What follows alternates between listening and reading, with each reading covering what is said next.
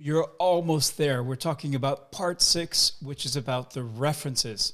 And this is something to help you with especially the next steps. Why? Because you're going to be using the ideas engine and referencing ideas that have helped you identify next steps that you can take that might be different from the steps you would have thought of yourself, and that can help you make a difference. So first, I'm going to show you how to do that. You can see here, we ask you to list the ideas from the ideas engine that have been helpful to you.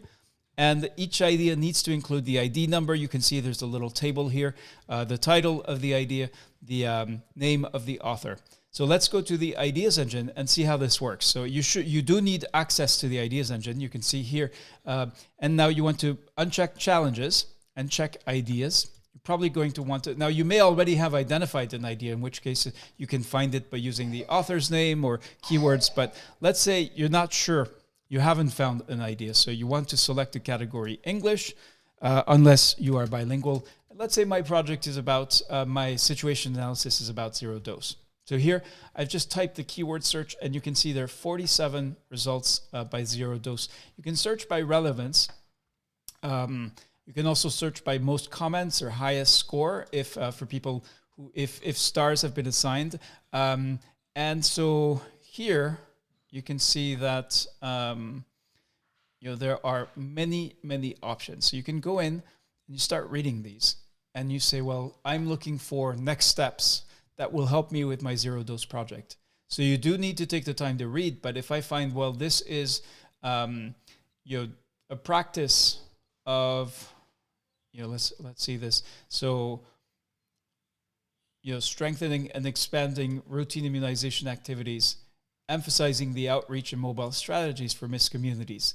If I realize that I'm dealing with the same type of situation, okay, and I want to use this person's ideas and I want to reference it, how do I do that? So I go back to the top and I see here the pieces of information. So Syed Zai is the author name. So I'm going to copy that and I'm going to put the name of the author here. All right.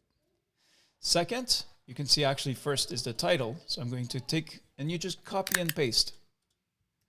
There, whoops. So I want to copy and paste as plain text. And then the ID number, you can see, is this little number here. Let me go scroll back up here.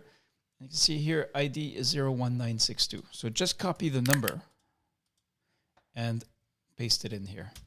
And that's it. You're done. Now, of course, the hard part is what I haven't shown you, which is that you need to take the time to read and review the idea so you find one, at least one, that you then use to define a next step.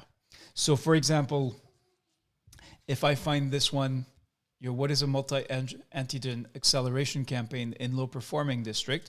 So your next step could be, if I understand what this means and I agree, then I could put as a next step, let me just get myself out of the way, organize a multi-antigen acceleration campaign in low-performing districts.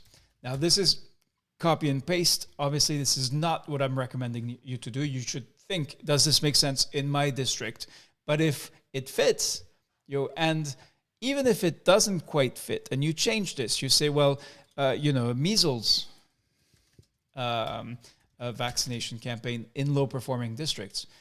If the source of inspiration, if at some point you looked at this idea and it helped you think through your next steps, then you should cite it and reference it in part 6.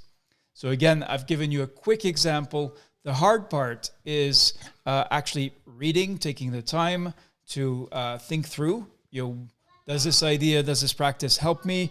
Is this helpful for me?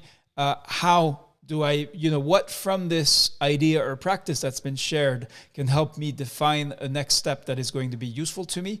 Those are questions you will need to answer in order to complete this part 6 references. But you need to make sure you have at least one idea. And then for sources other than the ideas engine, so this is reports, websites, everything else, cite them in the text. You don't need to put them in the table. The table is really only for the titles of ideas and practices from the ideas engine. Now, once you are finished with your references and you've actually cited at least one idea from the ideas engine, this is when you can start reviewing the whole of your project. Make sure it's coherent, make sure that it flows, think about a reader who knows nothing about your situation, nothing about your country or your context. They don't know you either. Will this make sense to them? Will they be able to understand what you've analyzed, what you've gotten from the situation?